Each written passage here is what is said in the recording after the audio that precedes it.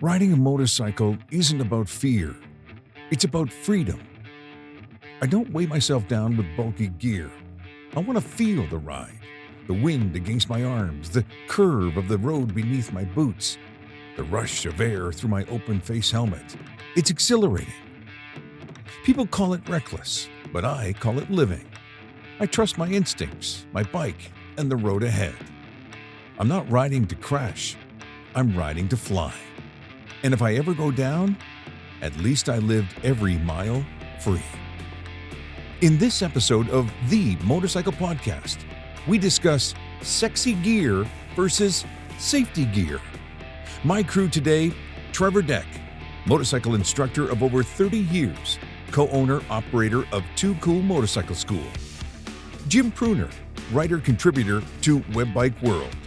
And Emily Roberts, writer-contributor to Motorcycle Mojo magazine. Today's topic, sexy gear versus safety gear. Sexy versus safety, Jim Pruner. The least sexy. Well, I'm reminded of my friend Phil's favorite saying. Rule number 1 is look good. Rule number 2 is refer back to rule number 1. And he just says it facetiously, though. He believes strongly in wearing all the gear and trying to find the best gear to protect you, depending on the kind of riding you're doing. So, there's a lot of people out there I've noticed wearing inappropriate gear. Like I've noticed a lot of people are wearing What's inappropriate? Like armor on the exterior of their riding gear because it does look cool. And they got kind of that road warrior look from all the Mad Max films going on. But what they don't realize is that corrugated surface armor is actually a problem when you go sliding on asphalt. It's designed for off-road use. And if they go down on pavement with that stuff, it will grip and will actually, cause them to tumble and maybe create more problems when they hit. You need an abrasive resistant layer over top of that armor. So before we get too deep into this, Jim, so they had their best interest in mind, safety. Yeah. So in this example that you're giving us, safety in mind, yeah, we can get into equipment, but basically you were saying, and I'm not sure if Emily, I know Trevor agrees with you. I'm not sure, Emily, if you agree with what Jim has to say about, yeah, safety should rule over sexiness. Speaking of sexy. I definitely agree. I grew up teaching dirt biking and having all of the gear has always been instilled in my mind since I was quite young. So I always try to put on all of the gear, pants, jacket, especially off-road riding. I've got my neck brace, I've got my boots. I think that the culture has come a long way. I feel like, 20 years ago, you'd see a lot more people riding in slacks or maybe just with a leather jacket or a t-shirt. And I do feel like the culture has shifted to a more safety conscious. Okay, well, hang on. You guys sound like Teenage Mutant Ninja Turtles. Dressing up that kind of gear. Come on, man. I mean, it's 30 degrees outside. It's hotter than heck. Come on, man. Here's the thing. I'm not saying that it's bad when you're hot and sweating, but it actually helps you maintain your body's core temperature. If you're wearing just a mesh jacket and all of your sweat's evaporating constantly, you're going to dehydrate really quick. So just putting it out there that the gear also kind of has a purpose to help you maintain in really hot days or cold days. There's a lot of other pluses to gear. Trevor Deck, the instructor over there, is biting his lip. Well, no, because I'm just thinking back to high school. I had an Iron Maiden t-shirt with the extra long sleeves with Eddie on there. I just had runners. Of course, I had a helmet because you had to have a helmet. That was the law. And a kind of a fake leather jacket. Looked really good, but there's no padding, no armor. And I was really under the assumption, even though I had a bunch of dirt bike background, that I would never on the road fall because I'm like, well, no, it's asphalt. What? I'm never going to fall. Until one day I got hit from behind by a car, by a 14-year-old that stole his brother's car. And I'm laying on the ground. You turn on his high beams, backs up. And I'm just like, I got to start thinking like this is more of a sport. And you can look good in a sport wearing the proper gear because that's the way you're supposed to look. And I remember started teaching and I didn't have the best gear either until one time in jeans, I made a mistake, fell, ripped the jeans, tore my legs up. And I'm like, I need this. And then, going to courses, you can have someone explain to you like, look, you need this. And they're going to go and do whatever they have to. They'll do the stuff by law, whether they wear a helmet or not, on sort of religions or whatever. But the asphalt doesn't know what you're riding. It just knows when you hit it, that's where the ground comes together. Okay, I'm gonna read you something. I'm gonna read you something. Anybody can jump in on this. Okay, here we go. Someone once said that riding isn't about preparing for a crash, it's about avoiding one in the first place. It's about knowing your bike, reading the road, trusting your instincts. This person goes on to say, I've seen riders bundled up in so much gear, they look miserable, sweating under the weight of their own fear.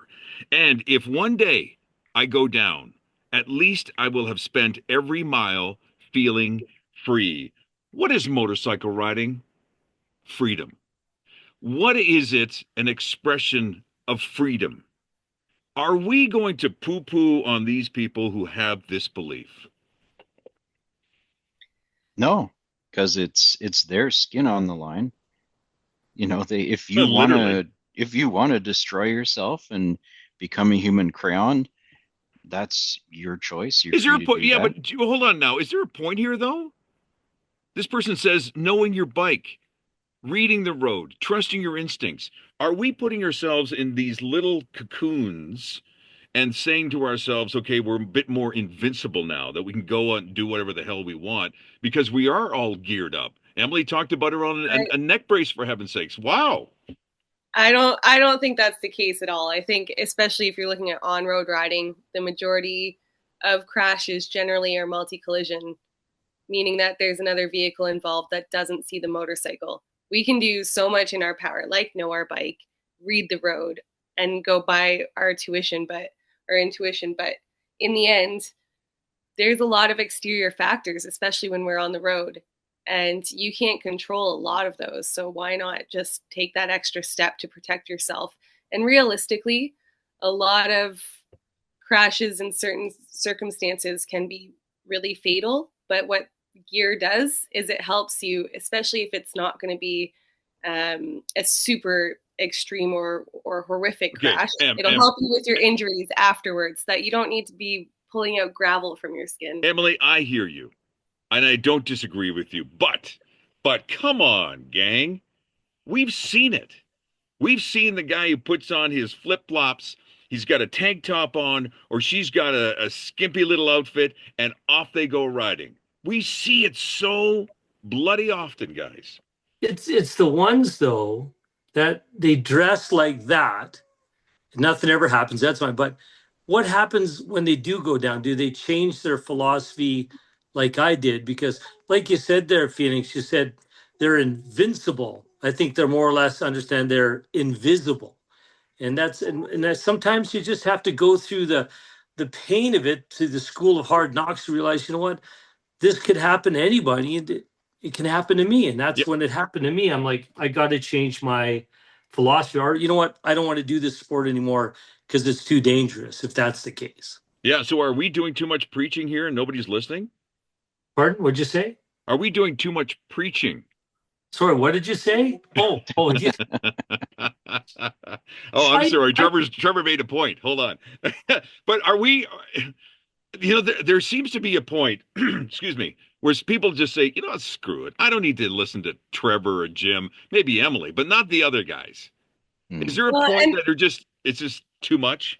People are allowed to do that. Everybody has their own opinions and makes their own choices. What's the perfect world here, Emily? That everybody is geared to the nines? Is that the perfect world? Is that what we're shooting for here? I think having good comprehension of knowledge of gear is the best route. I mean, we can't just forcing everybody to wear gear against their own will. Obviously, would not work well. Just giving them knowledge on how they can find good gear and the benefits of it, I think is the best thing as advocates that we can People do. people aren't listening though. Maybe I'm seeing it. No, maybe I'm seeing No, it no. wrong. I mean, I don't live in a city. I live in a small town where I mostly just see long distance traffic going by. So I see a lot of people wearing gear because they're on the highway for an hour or two. I don't see the city riders. So if I mean, in the city, I can see a lot more people not taking the time to put on gear because it is a hassle. It takes time, and you might get sweaty, especially if it's a hot day and you have a nice piece of clothing underneath, or you're going out on a date or something. It can be frustrating. Tell me if I'm wrong when you see a guy, he's got himself a leather vest on and a shirt underneath and a pair of jeans. That's what people are wearing. They're not listening. They're not listening. Maybe Trevor's right. They're just waiting for themselves to get into an accident to say to themselves, "Okay, maybe I'll do something different." People aren't listening. Come on. Well, we have people that, at our school, we want to make sure that everybody is outfitted with the best gear we can, from helmets, gloves, boots, jackets. We don't supply the pants because we don't have washing machines out there. Okay, but then do we need to mandate this? Is Well, that really the next step here? well, I think what it is when people actually try the gear on that's made for riders by riders. I got to tell you, most of the students, almost if not all of them, they're like, I never knew these boots were so comfortable. Like this helmet fits great. These gloves feel good. And all of a sudden, just like my dad with hockey, when I started hockey, he made me wear a cage. I was the only one playing hockey with a cage on. I'm like, Dad, because now you can dive in front of the pucks and take the puck in the face. You don't have dentists. So once I think if you introduce the sport, and this is the great thing about training, with that opportunity to try the right gear, we have so many people leave the course, and that's priority to this. We say 35% of your budget should be gear. And you got to treat it like a sport. And if you do that, you're going to be in good shape. And thankfully, Trevor, manufacturers are listening. Jim, correct me if I'm wrong, man, but boy, there's stuff that's coming out now that makes you go, "Holy crap!" The advancements, right? Yeah, especially with airbags lately have really impressed me. Uh, they've even got airbag pants, um, and they're getting more closer fitting, and you don't notice them as much. They breathe better. Like Alpine Stars just came out with a new one that looks really promising, and I'd love to see one in person, try one. I'm waiting for that day, Some guys. I'm still not convinced that people are listening. Well, I'm some not. people Well, you're never going to reach. It's really true. Some people just are unreachable. But I tell you, there are two stories that I've heard in my lifetime that made me a lot more serious about it. And one was where a guy was wearing full gear but not his boots, and he went down, got pinned under his bike, and at 75 miles an hour he hit the road, and the pressure of the bike weight on his leg ground off his entire right foot so that there was no foot left and a Gee. portion of his left foot. And the damage was so severe to his right foot that he had to have his leg amputated, halfway up the shin. And all because he didn't wear his boots, but he had all the other stuff on and he had no other injuries.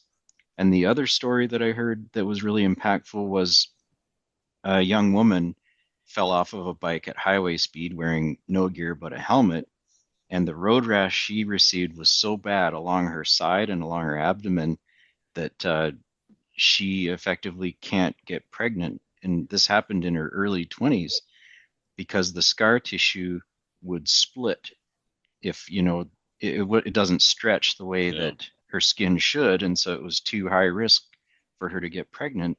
And those are two really huge life-changing injuries to consider that could happen to anyone. is that the road rash queen, Brittany? Yeah, Because, Brittany, I you mean, know her too, eh? He's pretty incredible. Yeah. God. I hate Um, those stories, guys. Yeah, go ahead, all, Emily. We're going to wrap it up, but go ahead. all I'm going to say is we make numerous choices every day, like deciding not to walk outside in our underwear. We make a choice when we get on a motorcycle to not just wear our clothing, but to wear gear as well. So I'm hoping that in time it'll become as much of a societal and hopefully cultural choice as putting on your clothes in the morning. Just put on your gear when you ride a bike, but we can't change everybody's mind. I'm not riding to crash, I'm riding to fly. And if I ever go down, at least I lived every mile free. My thanks to Emily Roberts, Jim Pruner, and Trevor Deck. My name is Phoenix. On the next episode, I've hit 2 deer by bike, and I've kept the bike up both times. you're listening to The Motorcycle Podcast, a presentation of L2R World. Discover more at www.l2rworld.com.